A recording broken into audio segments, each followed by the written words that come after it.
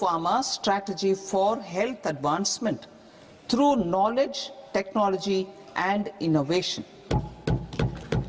India's disease burden is observed to be shifting towards non-communicable diseases like diabetes, cancer and autoimmune disorders.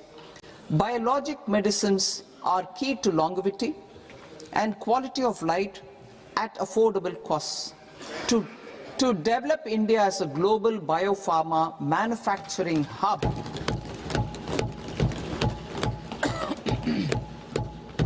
I propose the Biopharma Shakti with an outlay of 10,000 crores over the next 5 years. This will build the ecosystem for domestic production of biologics and biosimilars. The strategy will include a biopharma-focused network with 3 new national institutes of pharmaceutical education and research, popularly known as NIPERs, and upgrading 7 existing ones. It will also create a network of 1,000 accredited India clinical trials sites. We propose to strengthen the Central Drug Standard Control Organization to meet global standards and approve timeframes through approval timeframes through a dedicated scientific review cadre and specialists. India's semiconductor mission 1.0 expanded India's semiconductor sector capabilities. Building on this, we will launch ISM 2.0 to produce equipment and materials, design full-stack Indian IP, and fortify supply chains. We will also focus on industry-led research and training centers to develop technology and skilled workforce. The Electronics Components Manufacturing Scheme, launched in April 2025, with an outlay of 22,919 crores, already has investment commitments at double the targets. We propose to increase the outlay to 40,000 crores to capitalize on this momentum.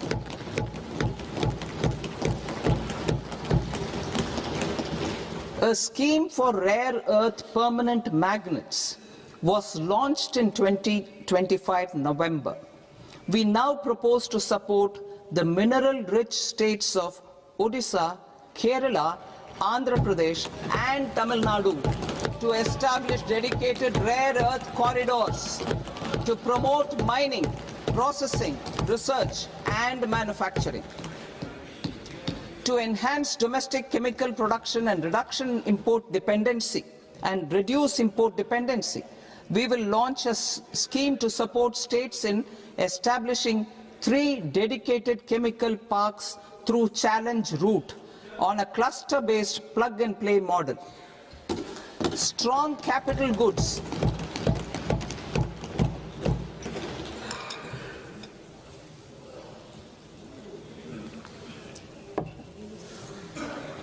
Strong capital goods capability is a determinant of productivity and quality across different sectors.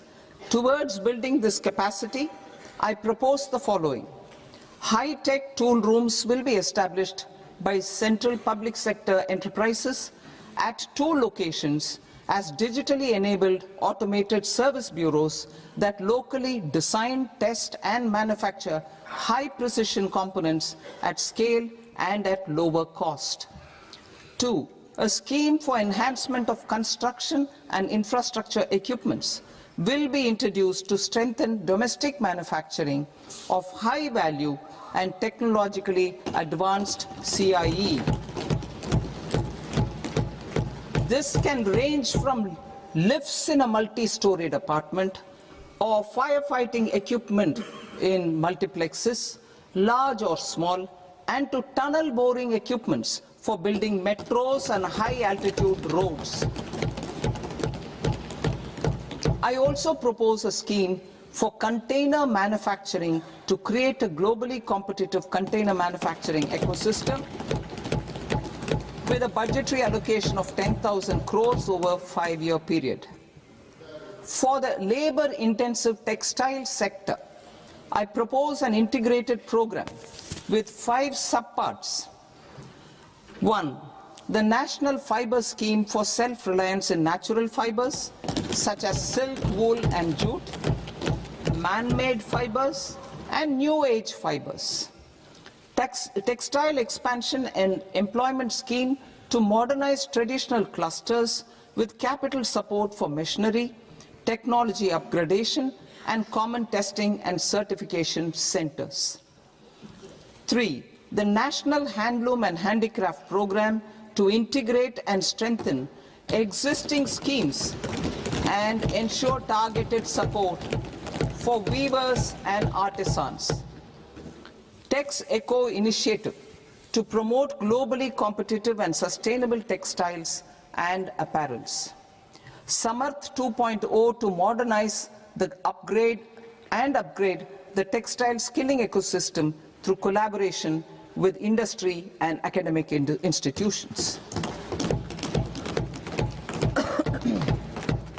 Further, I propose to set up mega textile parks in challenge mode. They can also focus on bringing value addition to technical textiles. I propose to launch the Mahatma Gandhi Gram Swaraj initiative to strengthen khadi, handloom and handicrafts. This will help in global market linkage and branding. It will streamline and support training, skilling, quality of process and production. This will benefit our weavers, village industries, one district, one product ODOP initiative and also our rural youth. India has the potential to emerge as a global hub for high quality, affordable sports goods. I propose a dedicated initiative for sports goods that will promote manufacturing, research and innovation in equipment design as well as material sciences. Rejuvenation of legacy industrial clusters.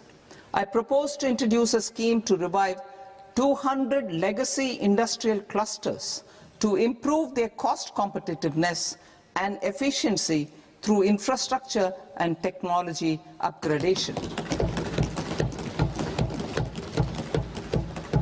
Creating champion SMEs and supporting micro enterprises. Recognizing MSMEs as a vital engine of growth, I propose a three-pronged approach to help them grow as champions. Equity support. I propose to introduce a dedicated 10,000 crores SME growth fund to create future champions, incentivizing enterprises based on select criteria. I also propose to top up the Self-Reliant India Fund set up in 2021 with 2,000 crores to continue support to micro enterprises and maintain their access to risk capital. Liquidity support. With TREDS, more than 7 lakh crore has been made available to MSMEs. To leverage its full potential, I propose 4 measures. 1. Mandate TREDS as the transaction settlement platform for all purchases from MSMEs by CPSEs, serving as a benchmark for other corporates. 2. Introduce a credit guarantee support mechanism through CGTMSE for invoice discounting on TREDS platform. 3. Link GEM with TREDS for sharing information with financiers about government purchases from MSMEs, encouraging cheaper and quicker financing. 4. Introduce TREDS receivables as asset-backed securities, helping develop a secondary market, enhancing liquidity and settlement of transactions. Professional support. Government will facilitate professional institutions such as the ICAI, ICSI, ICMAI to design short-term modular courses and practical tools to develop a cadre of corporate mitras, especially in Tier 2 and Tier 3 towns. These accredited para-professionals will help MSMEs meet compliance requirements at affordable costs. Infrastructure. During this past decade, our government has undertaken several initiatives for large-scale enhancement of public infrastructure, including through new financing instruments such as Infrastructure Investment Trust (InvITs) and Real Estate Investment Trust (REITs), and institutions like NIIF and NABFID. We shall continue to focus on developing infrastructure in cities with over 5 lakh population, that is Tier 2, Tier 3 cities, which have expanded to become growth centers. Public capital expenditure has increased manifold from 2 lakh crore in 2014-15 to an allocation of 11.2 lakh crore in BE 25-26. In this coming year, that is financial year 2026-27, I propose to increase it to 12.2 lakh crores to continue the momentum. To strengthen the confidence of private developers regarding risks during infrastructure development and construction phase, I propose to set up an infrastructure risk guarantee fund to provide prudentially calibrated partial credit guarantee to lenders. Over the years, REITs have emerged as a successful instrument for asset monetization. I propose to accelerate recycling of significant real estate assets of the CPSEs through the setting up of dedicated REITs. To promote environmentally sustainable movement of cargo, I propose to 1. Establish new dedicated freight corridors connecting Dankuni in the east to Surat in the west. Operationalize 20 new national waterways over the next 5 years, starting with National Waterways 5 in Orissa to connect mineral-rich areas of Talcher and Angul and industrial centers like Kalinga Nagar to the ports of Paradeep and Dhamra. Training institutes will be set up as regional centers of excellence for development of required manpower for these waterways. This will benefit youth in the entire stretch of the waterways to train and acquire skills. Further, a ship repair ecosystem catering to inland waterways will also be set up at Varanasi and Patna. And C, launch a coastal cargo promotion scheme for incentivizing a modal shift from rail to road to increase the share of inland waterways and coastal shipping from 6% to 12% by 2047. To enhance last mile and remote connectivity and promote tourism, I propose to give incentives to indigenize manufacturing of seaplanes. A seaplane VGF scheme will be also introduced to provide support for operations. Carbon capture, utilization and storage. Aligning with the roadmap launched in December 2025, the carbon capture, utilization and storage technologies at scale will achieve higher readiness and in end-use application across 5 industrial sectors, including power, steel, cement, refineries, and chemicals. An outlay of 20,000 crore is proposed over the next 5 years for this purpose. City economic regions. Cities are India's engines of growth, innovation, and opportunities. We shall now focus on Tier 2, Tier 3 cities, and even temple towns which need modern infrastructure and basic amenities. This budget aims to further amplify the potential of cities to deliver the economic power of agglomerations by mapping city economic regions based on their specific growth drivers. An allocation of 5,000 crore per CER over 5 years is proposed for implementing their plans through a challenge mode with a reform-cum-result-based financing mechanism. In order to promote environmentally sustainable passenger systems, we will develop 7 high-speed rail corridors between cities as growth connectors, namely Mumbai to Pune, Pune to Hyderabad, Hyderabad to Bengaluru, Hyderabad to Chennai, Chennai to Bengaluru, Delhi to Varanasi, Varanasi to Siliguri.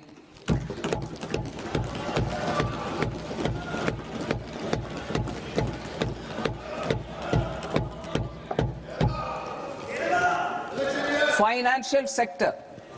The Indian banking sector today is characterized by strong balance sheet, historic highs in profitability, improved asset quality, and coverage exceeding 98% of villages in the country.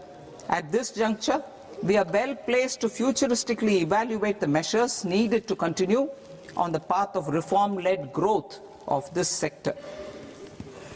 I propose setting up a high-level committee on banking for Vikasit Bharat. High-level committee on banking for Vikasit Bharat to comprehensively review the sector and align it with India's next phase of growth, while safeguarding financial stability, inclusion, and consumer protection. The vision for NBFCs for Vikasit Bharat has been outlined with clear targets for credit disbursement and technology adoption in order to achieve scale and improve efficiency in the public sector NBFCs. As a first step, it is proposed to restructure the Power Finance Corporation and Rural Electrification Corporation. I propose a comprehensive review of the foreign exchange management non-debt instruments rules to create a more contemporary, user-friendly framework for foreign investments consistent with India's evolving economic priorities. Corporate bond market. I propose to introduce a market-making framework with suitable access to funds and derivatives on corporate bond indices. I also propose to introduce total return swaps on corporate bonds. Municipal bonds. To encourage the issuance of municipal bonds of higher value by larger cities, I propose an incentive of 100 crore rupees for a single bond issuance. 100 crore rupees for a single bond issuance of more than 1,000 crore. The current scheme under Amrit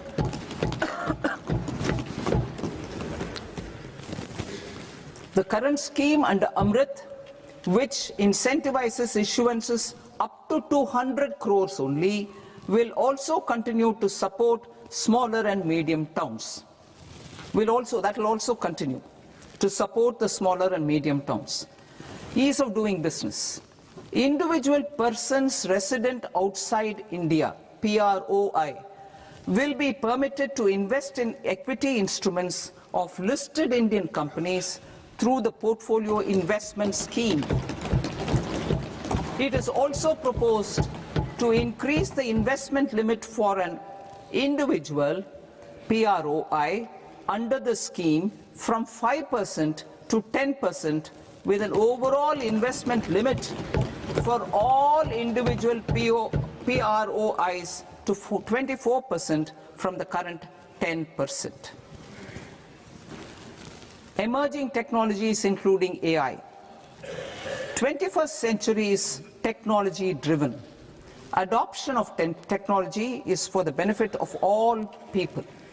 Farmers in the field, women in STEM, youth keen to upskill, and Divyangjan to access newer opportunities.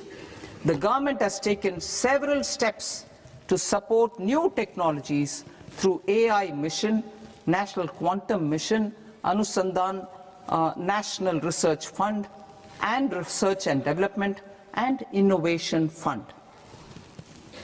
Our second kartavya is to fulfill aspirations and build capacities. Close to 25 crore individuals have come out of multi-dimensional poverty through a decade of our government's sustained and reform-oriented efforts.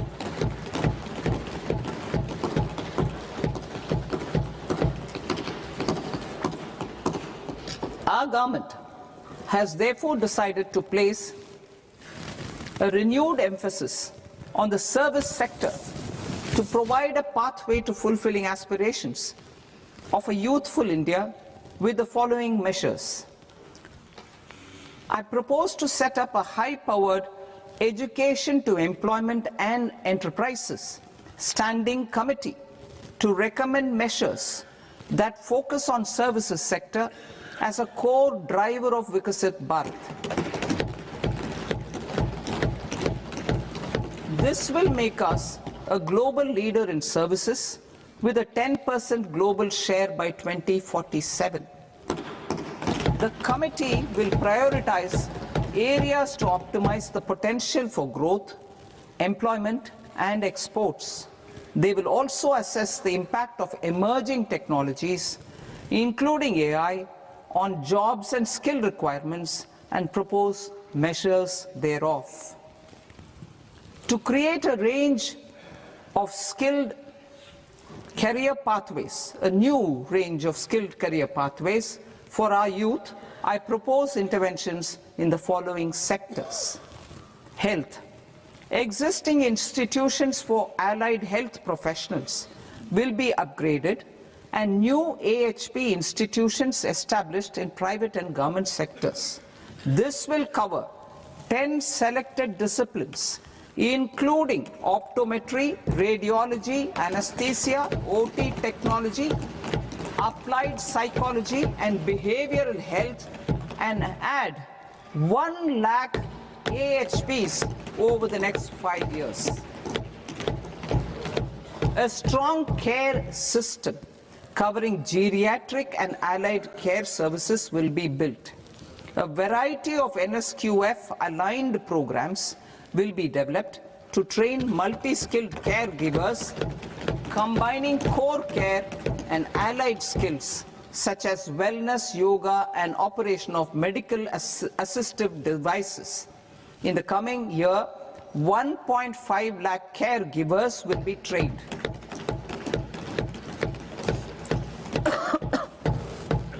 Hubs for medical value tourism. To promote India as a hub for medical tourism services, I propose to launch a scheme to support states in establishing 5 regional medical hubs in partnership with the private sector. These hubs will serve as integrated healthcare complexes that combine medical, educational and research facilities. They will have Ayush centers, medical value tourism facilitation centers, and infrastructure for diagnostics, post-care and rehabilitation. These hubs will provide diverse opportunities, job opportunities for health professionals, including doctors and AHPs.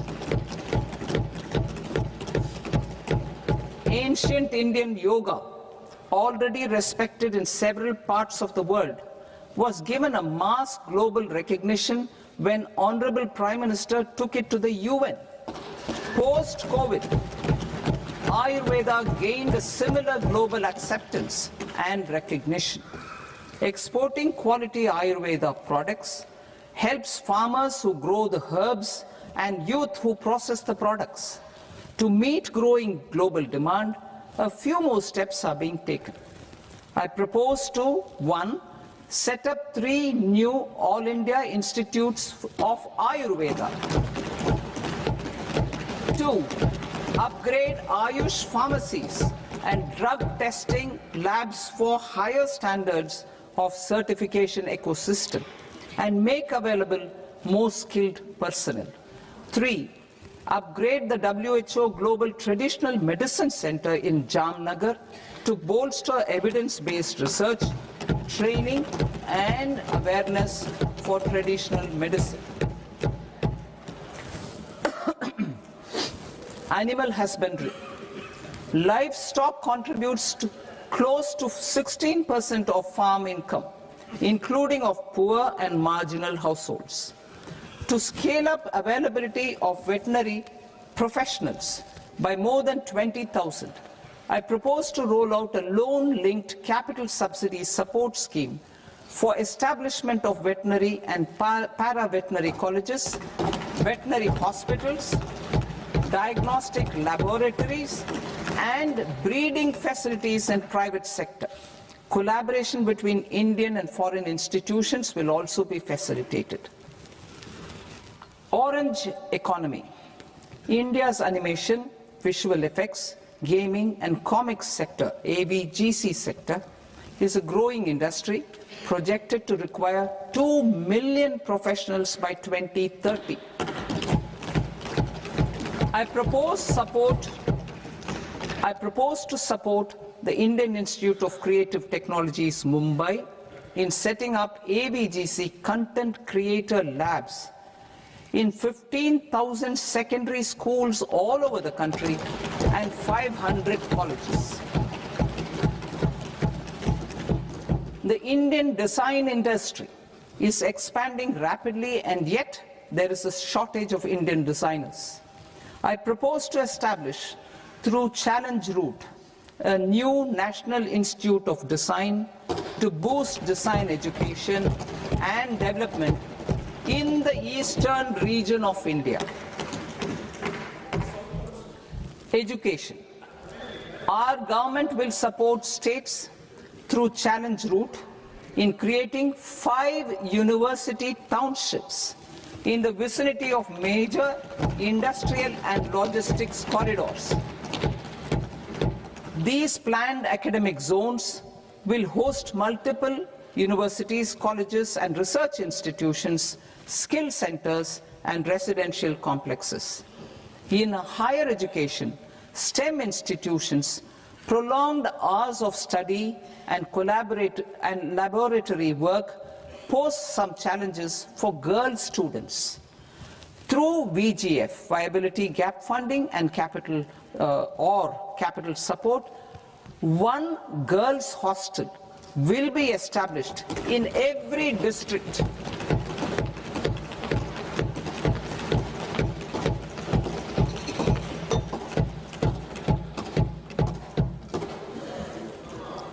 To promote astrophysics and astronomy via immersive experiences, 4 telescope infrastructure facilities will be set up or upgraded.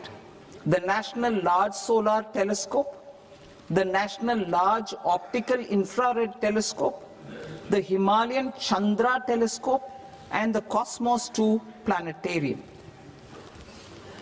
Tourism. The tourism sector has the potential to play a large role in the employment generation, forex earnings, and expanding the local economy.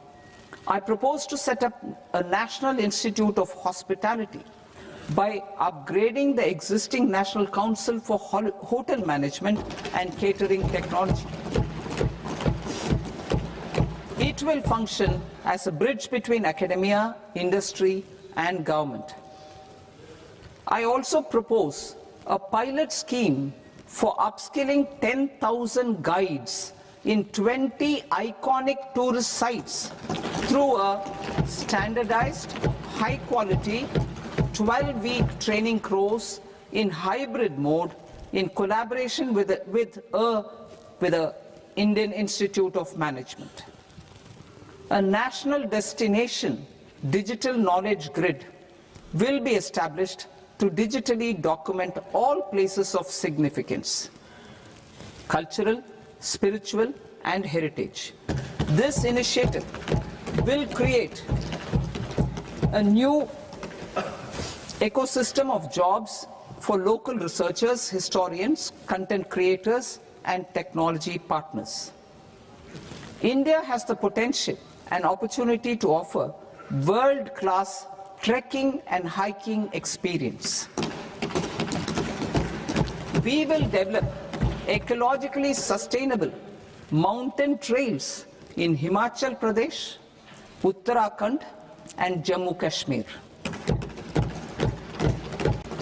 Also in Araku Valley in the Eastern Ghats and Podigai Malai in the Western Ghats.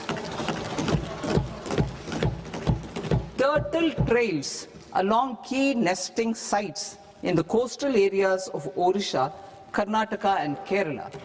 And 3 bird watching trails along the Pulikat Lake in Andhra Pradesh, Tamil Nadu. It's on the border. Under the visionary leadership of Honorable Prime Minister, we established the International Big Cat Alliance in 2024. This year, India is hosting the first ever Global Big Cat Summit, where heads of governments and ministers from 95 range countries will deliberate on collective strategies for conservation. Heritage and culture tourism. I propose to develop 15 archaeological sites, including Lothal, Dolavira, Rakigadi, Adichanallu, Saranath, Hastinapur, and Leh Palace into vibrant experiential cultural destinations.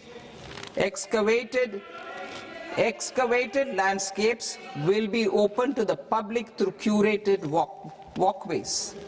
Immersive storytelling skills and technologies will be introduced to help conservation labs, interpretation centers, and guides. The sports sector provides multiple means of employment, skilling, and job opportunities. Taking forward the systematic nurturing of sports talent which is set in motion through the Khelo India program earlier, I propose to launch a Khelo India mission to transform the sports sector over the next decade. The mission will facilitate an integrated talent development pathway supported by training centers which are foundational, intermediate, and elite levels. B, systematic development of coaches and support staff. C, integration of sports science and technology. D, competitions and leagues to promote sports culture and provide platforms. And E, development of sports infrastructure for training and competition. Our third Kartavya aligns with our vision of Sabka Saath, Sabka Vikas towards Vikasit Bharat. This requires targeted efforts for 1, increasing farmer incomes through productivity enhancement and entrepreneurship, with special attention to small and marginal farmers. B, empowering Divyangjan through access to livelihood opportunities, training, and high-quality assistive devices. C, empowering the vulnerable to access mental health and trauma care. D, focus on the Purvodaya states and the Northeast region to accelerate development and employment opportunities. Fisheries. We will undertake initiatives for integrated development of 500 reservoirs and Amrit Sarovars. 2, strengthen the fisheries value chain in coastal areas and enable market linkages involving startups and women-led groups together with fish farmer producer organizations. Animal husbandry. To provide quality employment opportunities in rural and peri-urban areas, we will support the animal husbandry sector in entrepreneurship development through A, credit-linked subsidy program, B, scaling up and modernization of livestock enterprises, C. Enhance creation of livestock, dairy and poultry. I'll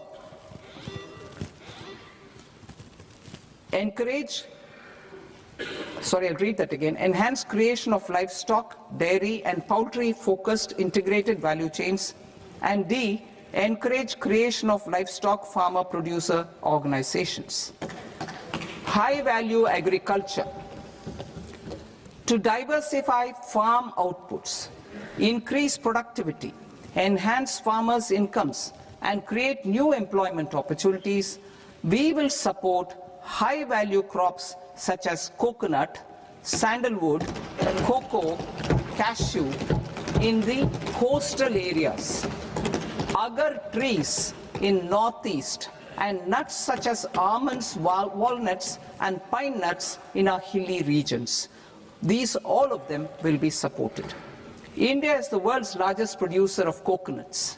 About 30 million people, including nearly 10 million farmers, depend on coconuts for their livelihood. To further enhance competitiveness in coconut production, I propose a coconut promotion scheme to increase production and enhance productivity through various interventions, including replacing and non-productive trees with new saplings or plants or varieties in major coconut growing states. A dedicated program is proposed for Indian cashew and cocoa to make India self-reliant in raw cashew and coconut production and processing, enhance export competitiveness, and transform Indian cashew and Indian cocoa into premium global brands by 2030. Sandalwood. Sandalwood is closely linked to India's social and cultural heritage.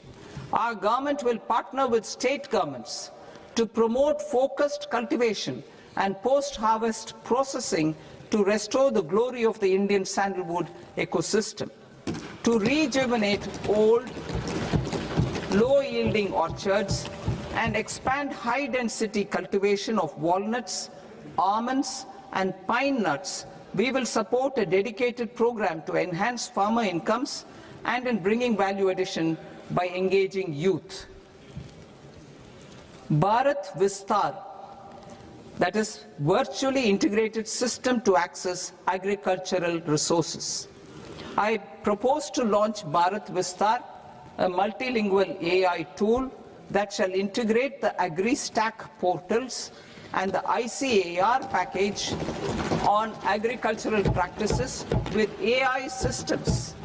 This will enhance farm productivity, enable better decisions for farmers, and reduce risk by providing customized advisory support. She Marts for rural women-led enterprises. Building on the success of Lakpati Didi program, I propose to help women take the next step from credit-linked livelihoods to being owners of enterprises. Self-help entrepreneur, She Marts will be set up as community-owned retail outlets within the cluster-level federations through enhanced and innovative financing instruments. Empowering Divyangjan. Divyangjan Kaushal Yojana. Information technology, AVGC sectors, hospitality and food and beverages sectors often offer task-oriented and process-driven roles which are suitable for Divyangjan. We will ensure dignified livelihood opportunities through industry-relevant and customized training specific to each Divyangjan group. Divyang Sahara Yojana. Timely access to high-quality assistive devices for all eligible Divyangjan is a fundamental need.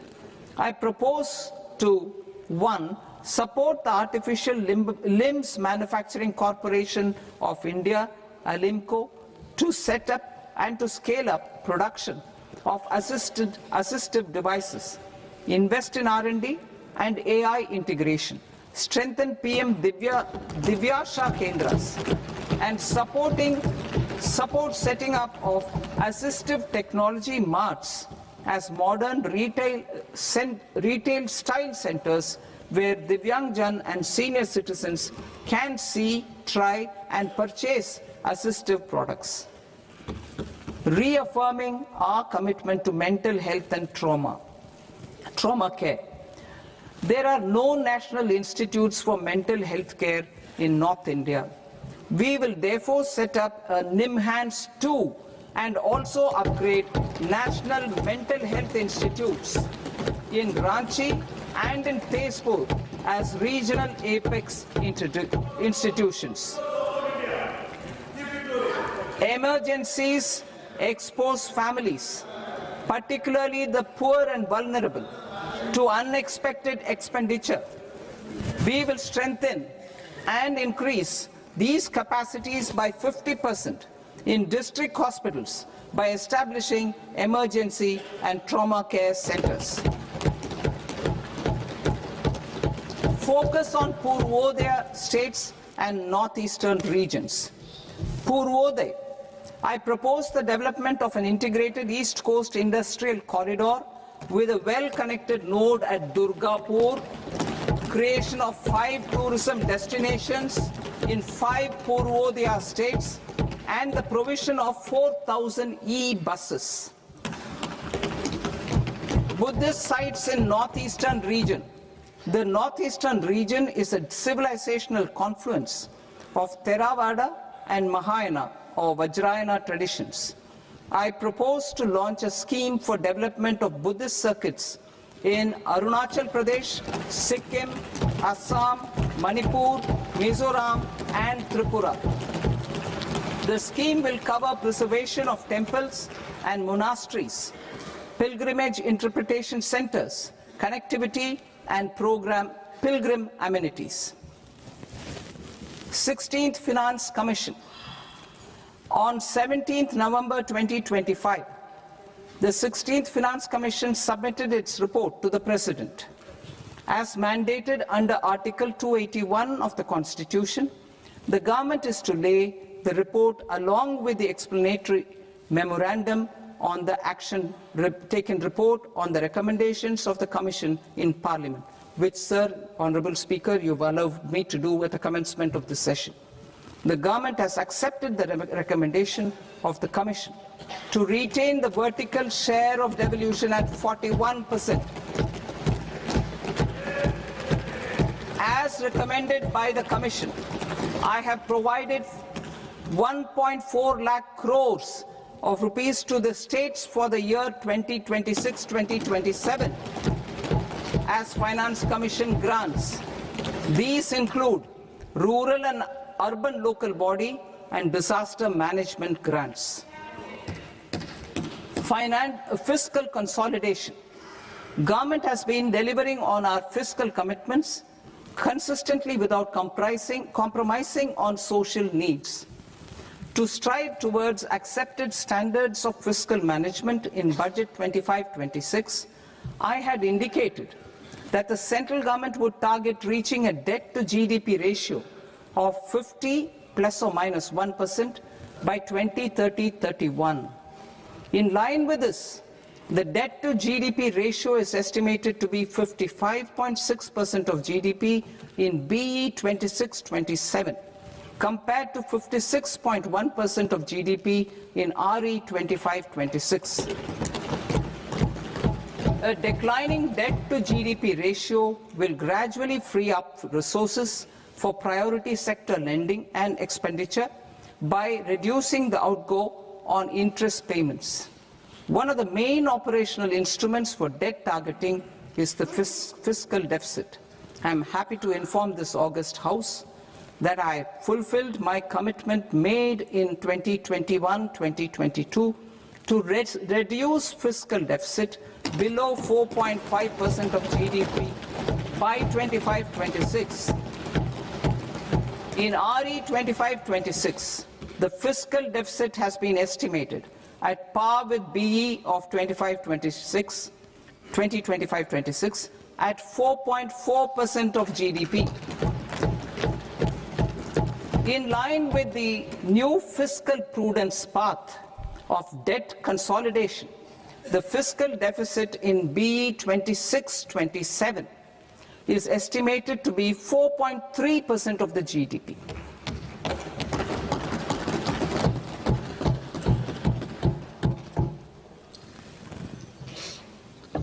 The revised estimates of the non-debt receipts are 34 lakh crore rupees, of which the centre's net tax receipts are 26.7 lakh crore.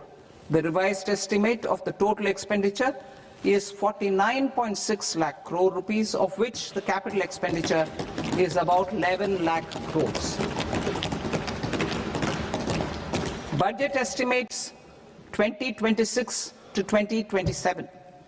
Coming to 26-27, the non-debt receipts and the total expenditure are estimated as 36.5 lakh crore and 53.5 lakh crore respectively. The centre's net tax receipts are estimated at 28.7 lakh crore rupees. To finance the fiscal deficit, the net market borrowings from dated securities are estimated at 11.7 lakh crore rupees. The balance financing is expected to come from small savings and other sources. The gross market borrowings are estimated at 17.2 lakh crore rupees. I'll now move to Part B. Part B, direct taxes.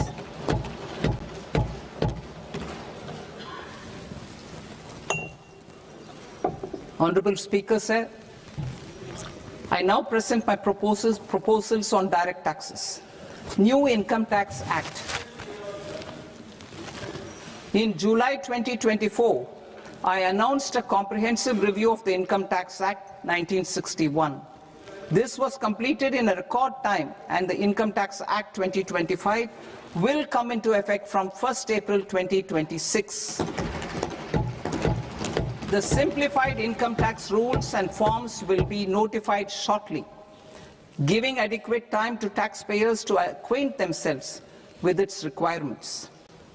The forms have been redesigned such that ordinary citizens can comply without difficulty. Ease of living. I propose that any interest awarded by the Motor Accident Claims Tribunal to a natural person will be exempt from income tax, and any TDS on this account will be done away with. I propose to reduce TCS rate on the sale of overseas tour program package from the current 5% and 20% to 2% without any stipulation of amount. I propose to reduce TCS rate for pursuing education and for medical purposes under the Liberalized Remittance Scheme, popularly known as LRS, from 5% to 2%. Supply of manpower services is proposed to be specifically brought within the ambit of payment to contractors for the purpose of TDS to avoid ambiguity. Thus, TDS on these services will be at the rate of either 1% or 2% only. I propose a scheme for small taxpayers, wherein a rule-based automated process will enable obtaining a lower or nil deduction certificate instead of filing an application with the assessing officer. For the ease of taxpayer holding securities in multiple companies, I propose to enable depositories to accept Form 15G or Form 15H from the investor and provide it directly to various relevant companies. I propose to extend time available for revising returns from 31st December to up to 31st March with the payment of a nominal fee. I also propose to stagger the timeline for filing of tax returns. Individuals with ITR 1 and ITR 2 returns will continue to file till 31st July, and non-audit business cases or trusts are proposed to be allowed time till 31st August. TDS on sale of immovable property by a non-resident is proposed to be deducted and deposited through resident buyers and his or her PAN-based challan instead of requiring a TAN, which is a temporary accounting number.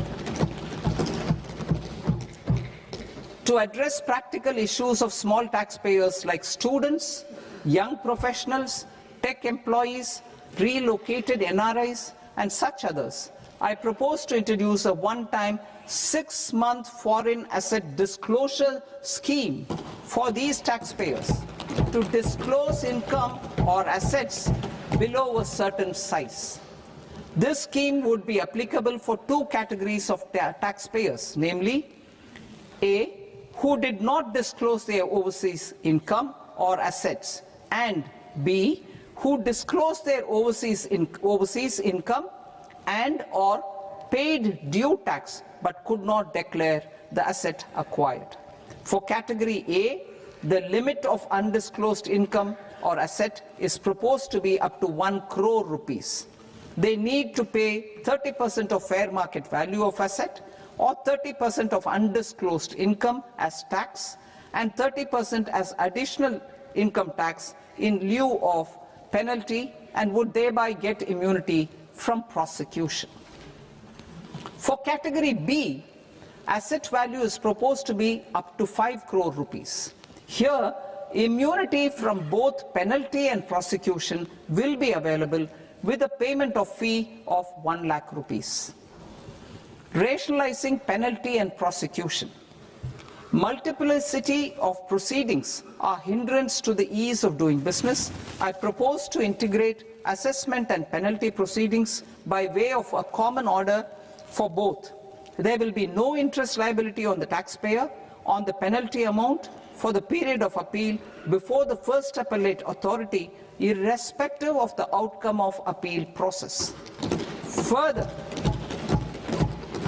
quantum of prepayment is being reduced from 20% to 10% and will continue to be calculated only on core tax demand.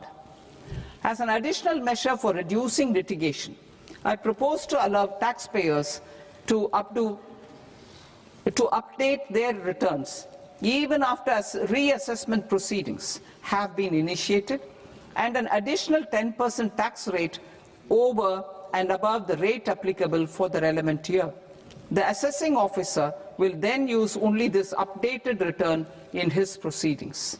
There is already a framework for immunity from penalty and prosecution in the cases of underreporting.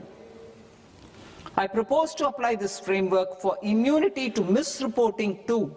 However, in such a case, the taxpayer will need to pay 100% of the tax amount as an additional income tax over and above the tax and interest due. Penalties for certain technical defaults, such as failure to get accounts audited, non-furnishing of transfer pricing audit report, and default in furnishing statement for financial transactions, are proposed to be converted into fee.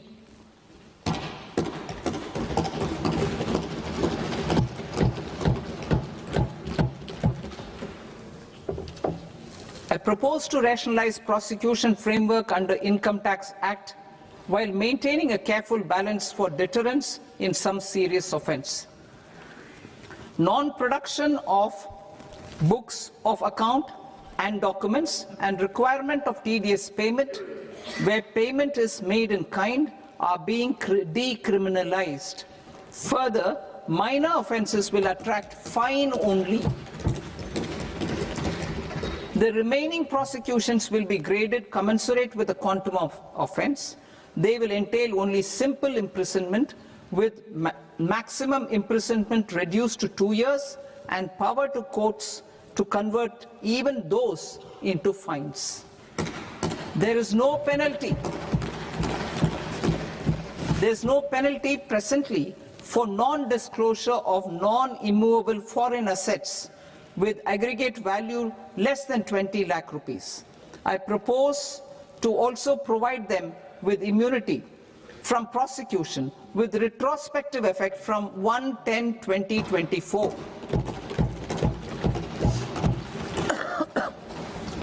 Cooperatives.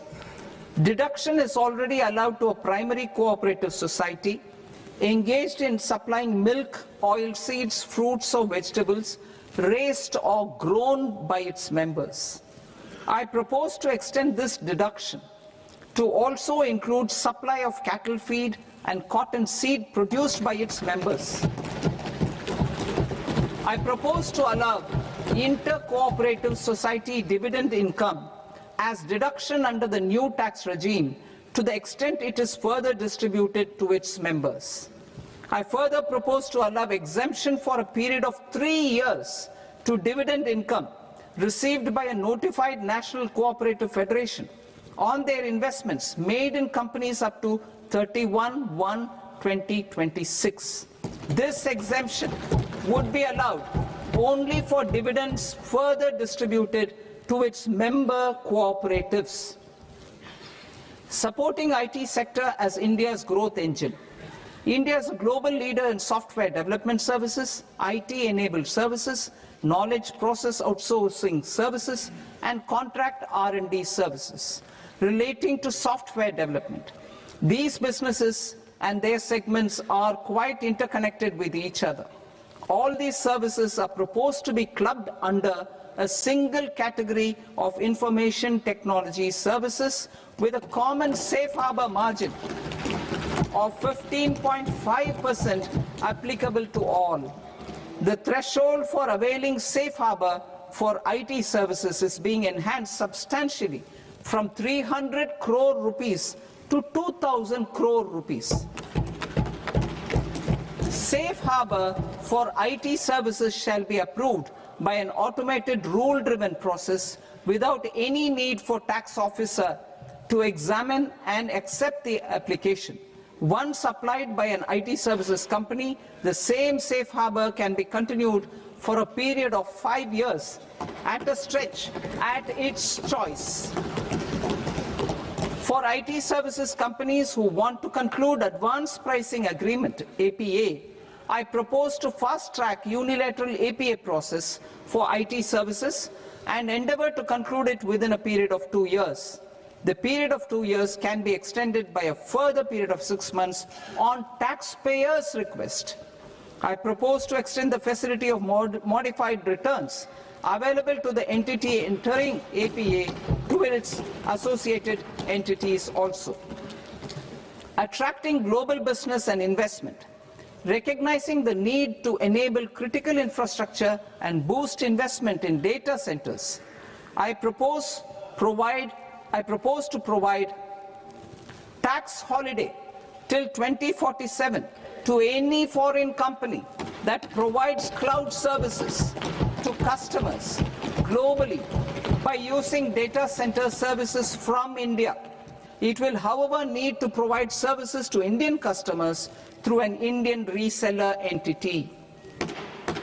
I also propose to provide a safe harbor of 15% on cost in case the company providing data center services from India is a related entity. To harness the efficiency of just-in-time logistics for electronic manufacturing, I propose to provide safe harbor to non-residents for component warehousing in a bonded warehouse at a profit margin of 2% of the invoice value. The resultant tax of about 0.7% will be much lower than in competing jurisdictions. To provide fillip to toll manufacturing in India, I propose to provide exemption from income tax for 5 years to any non-resident who provides capital goods, equipment, or tooling to any toll manufacturer in a bonded zone. To encourage vast pool of global talent to work in India for a longer period of time, I propose to provide exemption to global, non-India sourced income of a non-resident expert for a stay period of 5 years under notified schemes. I propose to provide exemption from minimum alternate tax, the MAT, to all non-residents who pay tax on presumptive basis. Tax administration. I propose to constitute a joint committee of Ministry of Corporate Affairs and Central Board of Direct Taxes for incorporating the requirements of income computation and disclosure standards, the ICDS, in the Indian Accounting Standards, Ind AS itself. Separate accounting requirement based on ICDS will be done away with from the tax year 27-28. To support Prime Minister Modi's vision of homegrown accounting and advisory firms to become global leaders, I propose to rationalize the definition of accountant for the purposes of safe harbor rules. Other tax proposals. Change in taxation of buyback was brought in to address the improper use of buyback route by promoters. In the interest of minority shareholders, I propose to tax buyback for all types of shareholders as capital gains. However, to disincentivize misuse of tax arbitrage, promoters will pay an additional buyback tax. This will make effective tax 22% for corporate promoters. For non-corporate promoters, the effective tax will be 30%.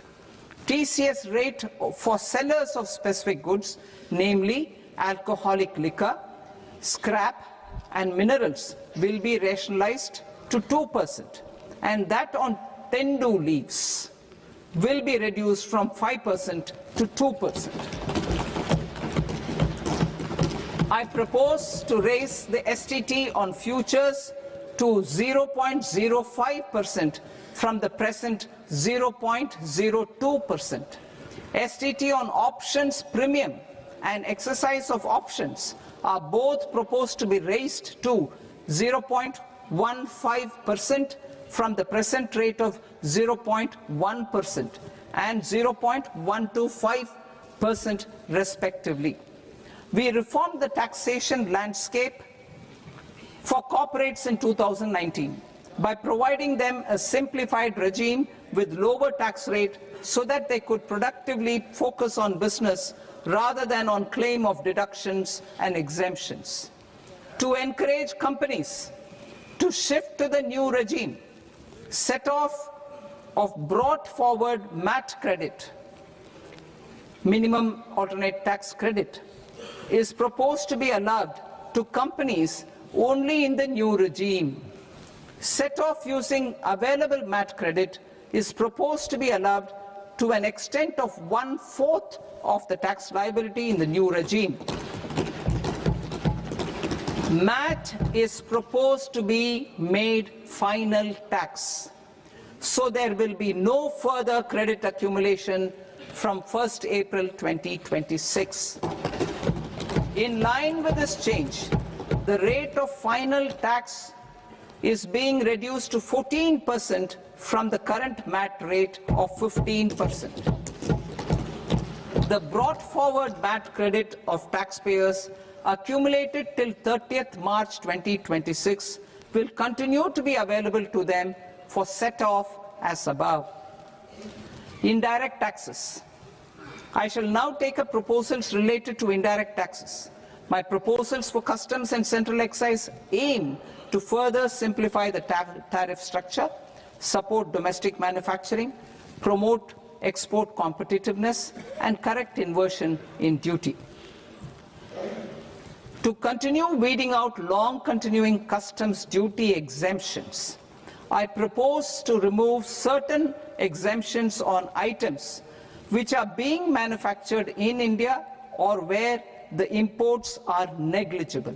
Similarly, to further simplify the process of ascertaining the rate of duty applicable on a particular item, I propose to incorporate certain effective rates in various customs notifications to the tariff schedule itself. I shall now take up sector-specific proposals. Promotion of exports of marine, leather, and textile products. I propose to increase the limit for duty-free imports of specified inputs used for processing seafoods for export from the current 1% to 3% of FOB value of the previous year's export turnover.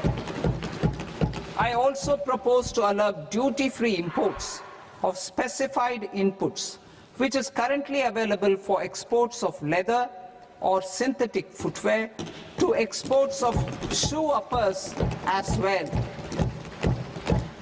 I propose to extend the time period for export of final product from the existing 6 months to 1 year for exporters of leather or textile garments, leather or synthetic footwear, and other leather products. Energy transition and security. I propose to extend the basic customs duty exemption given to capital goods used for manufacturing lithium-ion cells for batteries to those used for manufacturing lithium-ion cells for battery energy storage systems also. I propose to exempt basic customs duty on import of sodium antimonate for use in manufacture of solar glass. Nuclear power.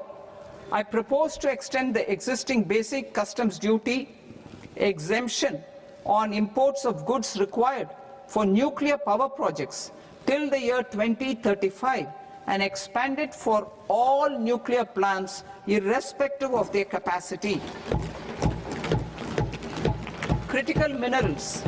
It is proposed to provide basic customs duty exemption to the import of capital goods required for the processing of critical minerals in India. Biogas blended CNG. I propose to exclude the entire value of biogas while calculating the central excise duty payable on biogas blended CNG. Civil and defense aviation. I propose to exempt basic customs duty on components and parts required for the manufacture of civilian training and other aircrafts.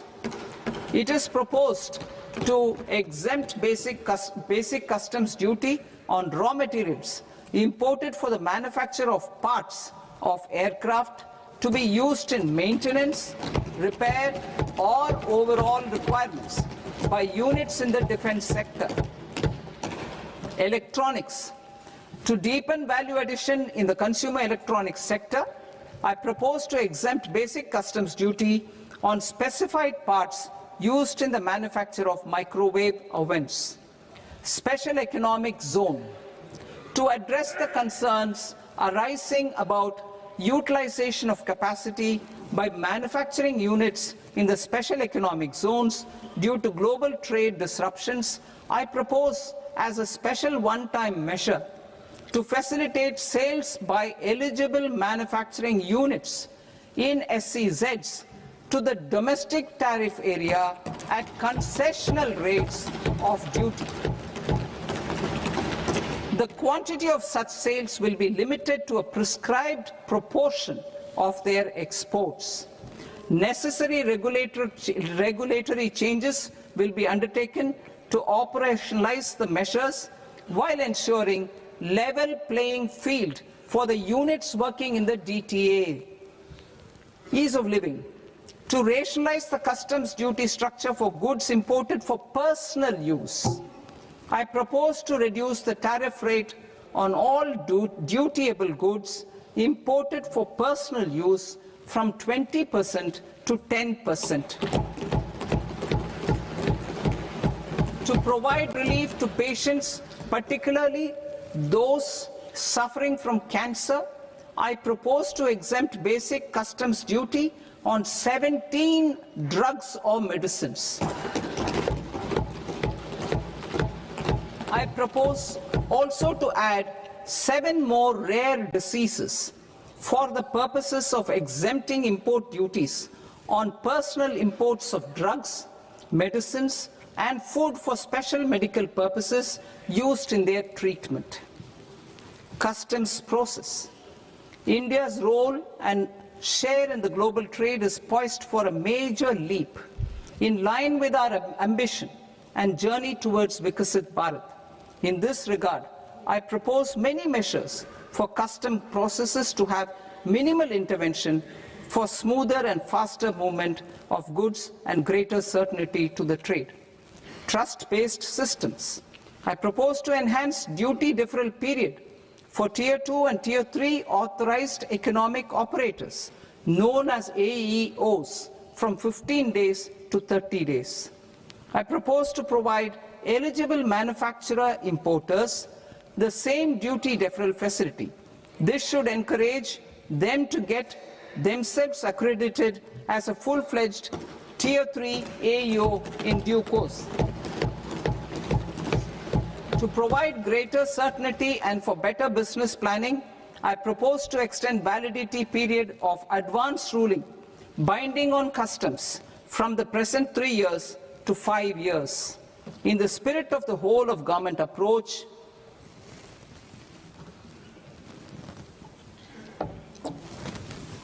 government agencies will be encouraged to leverage AEO accreditation for preferential treatment in clearing their cargo.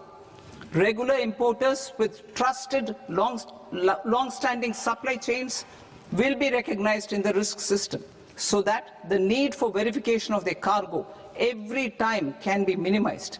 Export cargo using electronic sealing. Export cargo using electronic sealing will be provided through clearance from the factory premises to the ship. For import of goods not needing any compliance, filing of bill of entry by a trusted importer and arrival of goods will automatically notify customs for completing their clearance formalities. This will enable goods to be released immediately on arrival. The customs warehouse framework will be transformed into a warehouse operator-centric system with a self-declarations, electronic tracking, and risk-based audit. These reforms will move away from the current system of officer-dependent approvals and reduce transaction delays and compliance costs. Ease of doing business. Approvals required for cargo clearance from various government agencies will be seamlessly processed through a single and interconnected digital window by the end of the financial year. Processes involved in clearance of food, drugs, plant, and animal and wildlife products, accounting for about 70% of interdicted cargo, will be operationalized on this system by April 2026 itself. For goods not having any compliance requirement, clearance will be done by customs immediately after online registration is completed by the importer, subject to the payment of duty. Customs integrated system will be rolled out in 2 years as a single integrated and scalable platform for all customs processes. Utilization of non-intrusive scanning with advanced imaging and AI technology for risk assessment will be expanded in a phased manner with the objective to scan every container across all the major ports. New export opportunities to support Indian fishermen to fully harness the economic value of marine resources beyond our territorial waters. The following measures will be taken. A. Fish catch by an Indian fishing vessel in exclusive economic zone or on the high seas will be made free of duty. Landing of such fish on foreign port will be treated as export of goods. Safeguards will be put in place to prevent misuse during fish catch, transit, or transshipment. To support aspirations of India's small businesses, artisans, and startups to access global markets through e-commerce, I am pleased to announce complete removal of the current value cap of 10 lakh rupees per consignment on courier exports. In addition, handling of rejected and returned consignments will be improved with effective use of technology for identifying such consignments. I propose to revise provisions governing baggage clearance during international travel to address genuine concerns of passengers. The revised rules will enhance duty-free allowances in line with the present-day travel realities and provide clarity in temporary carriage of goods brought in or taken out. There are honest taxpayers who are willing to settle disputes by paying all their dues, but they get deterred due to negative connotation associated with penalty. They will now be able to close cases by paying an additional amount in lieu of penalty. Honorable Speaker, sir, with this, I commend the budget to this august House. Jai Hind.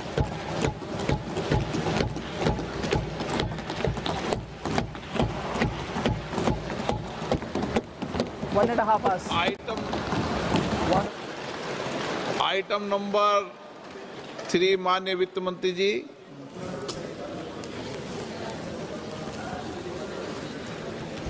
Item number 2, sir. 3. Sir, with your permission, I rise to lay on the table of the following statements under Section 3, 1 of the Fiscal Responsibility and Budget Management Act of 2003. Medium-term fiscal policy, fiscal policy strategy statement, and macroeconomic framework statement. Item number 4 माननीय वित्त मंत्री जी। Sir, with your permission, I move for leave to introduce the Finance Bill 2026. प्रश्न ये कि विधेयक को पुनर्स्थापित करने की अनुमति प्रदान की जाए। जो सदस्य इस पक्ष में हाँ गए, जो सदस्य विरोध में ना गए, मेरे विचार में निर्णय हाँ वालों के पक्ष में हाँ वालों के पक्ष में अनुमति प्रदान की जाती है। माननीय मंत्री जी, अब विधेयक पुनर्स्थापित करें। Sir, I introduce the bill. माननीय सदस्यगण, आपको सूचित किया जाता है कि माननीय वित्त मंत्री जी के बजट भाषण की कॉपी पब्लिकेशन काउंटर पर ली जाती है। बजट भाषण और बजट से संबंधित दस्तावेज आपके मोबाइल फोन और मेंबर पोर्टल्स पर ही उपलब्ध है। सभा की कार्रवाई कल सोमवार दिनांक 2 फरवरी 2026 को प्राप्त 11 बजे तक के लिए स्थगित की जाती है।